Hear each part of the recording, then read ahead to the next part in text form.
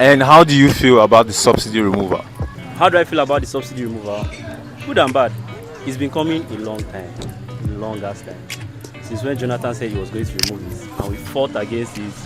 Buhari also came going to remove it. But now there's going to be small change, so I think we can handle it. How do I feel about it?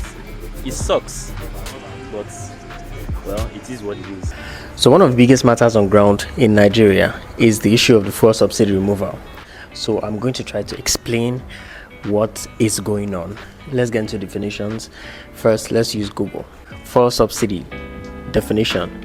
Fuel subsidies are a form of government intervention to reduce the cost of fuel by providing direct financial support to oil companies and as such subsidize the products to consumers. History. The Nigerian government introduced the oil subsidy to cushion the effect of a rising global oil price in the 70s. The Olusegun Obasanjo military regime formalized the subsidy in 1977 when it promulgated the Price Control Act, which regulated prices of items including fuel.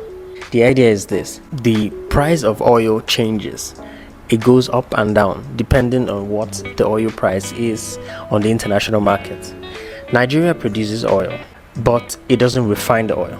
So it exports crude oil and then imports usable fuel. So the prices of this stuff changes from time to time.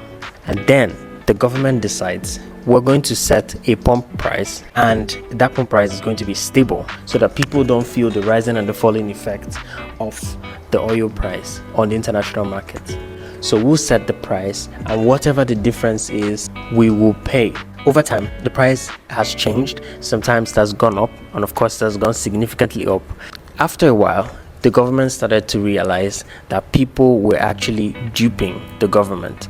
These marketers would bring in the products and quote the quantity of the products they bought to the government, and sometimes quote the wrong quantity, inflating the quantity, thereby inflating the amount of money they receive from the federal government. Then they still go ahead to take part of the product and sell to other countries where they will still receive the full payment. Meanwhile, remember, they've already collected money from the government in Nigeria. Over time, the figures have continued to rise, and at this point the government said, no more, we're not paying this stuff, sell at the normal price that you buy. So the idea is, if they sell at that price, there will be no way for the marketers to rip off the government. Also, there will be competition, so you're going to sell, people are going to purchase or patronize you according to price. The idea of the subsidy is to help the public, but because of corruption, some people have turned it into their personal business